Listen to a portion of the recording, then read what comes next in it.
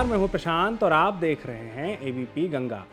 प्रयागराज महाकुंभ के दौरान 29 जनवरी 2025 को मौनी अमावस्या के शाही स्नान के दौरान हुई भगदड़ की त्रासदी में जान गंवाने वालों के परिजनों को अब तक मुआवजा नहीं मिला है।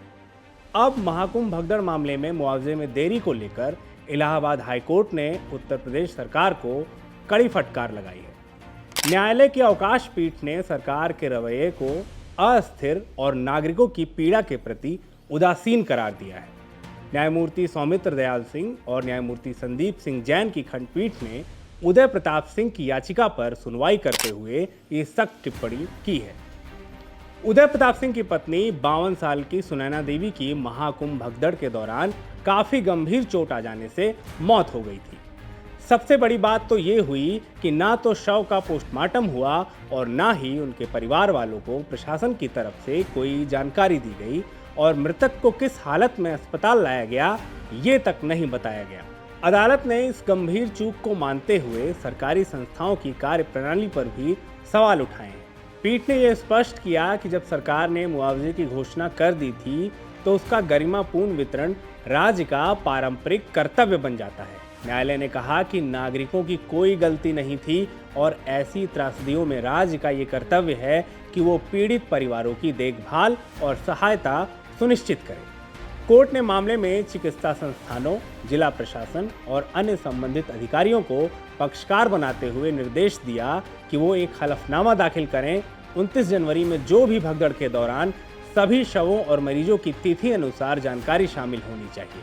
इसके साथ ही साथ उन डॉक्टरों की डिटेल्स भी होनी चाहिए जिन्होंने घायलों का उपचार किया और भगदड़ के दौरान जिन्हें मृत घोषित किया गया हो। न्यायालय ने राज्य सरकार को मुआवजे से संबंधित प्राप्त और लंबित सभी दावों का ब्यौरा प्रस्तुत करने का भी निर्देश दिया है। कोर्ट ने यह भी कहा कि राज्य सरकार नागरिकों की दृष्टि के रूप में कार्य करती है और उसे पीड़िता के प्रति संवेदनशीलता दिखानी चाहिए। अब इस मामले में 18 जुलाई को अगली सुनवाई होगी। एक्चुअली ये जो याचिका दाखिल की गई है ये सुनैना देवी डिस्ट्रिक्ट जो है उनके हस्बैंड की तरफ से दाखिल है और इसमें इनका मेन क्लेम ये था कि जो एक्स ग्रेशिया कंपनसेशन गवर्नमेंट की पॉलिसी के हिसाब से 25 लाख रुपए का था उसको देने की बात थी।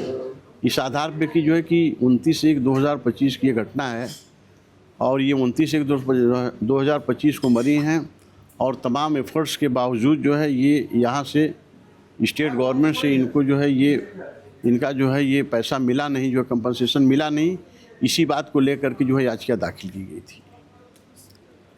सर 18 जुलाई को भी अब इस मामले की सुनवाई है। 18 जुलाई को ये सुनवाई है। कोर्ट ने तमाम क्वेरी करते हुए ये कहा कि ये प्रामा फेसाई ये ऐसा लगता है कि ये जो डिसीज मरी हैं ये भगदड़ में महाकुंभ के भगदड़ में आई हुई चोटों के कारण मरी हैं और 18 जुलाई को तारीख इस वजह से लगाई कि कोर्ट ने ये आदेश दिया कि जो पहले से 4 रिस्पोंडेंट्स बने हुए हैं तो बकिया और जो करीब 13-14 करीब हैं उन लोगों को भी जो कि स्वास्थ्य सेवा से संबंधित हैं, कोर्ट ने कहा कि इनको आप पार्टी बनाइए और जो ये रिस्पॉन्सिबल जो है मतलब कि रिस्पोंडेंट्स हैं और ये लोग अपना जो है व्यक्तिगत एफिडेविट्स दाखिल करेंगे जिसमें ये बताएंगे कि किन किन स्थानों पे किस किस तरीके के पेशेंट जो है भर्ती हुए, कौन कौन से लोग मरे, कितने लोगों को जो है ये कंपनसेशन दिया गया और कितने लोगों का कंपनसेशन पेंडिंग है और उन लोगों को जो व्यक्तिगत एफिडेविट दाखिल करने के लिए कोर्ट ने आदेशित किया है।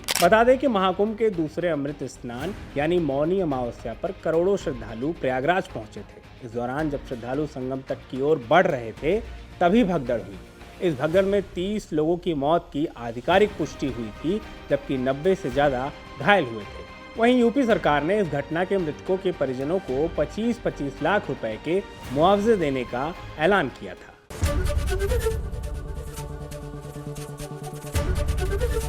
एबीपी गंगा, खबर आपकी, जुबान आपकी।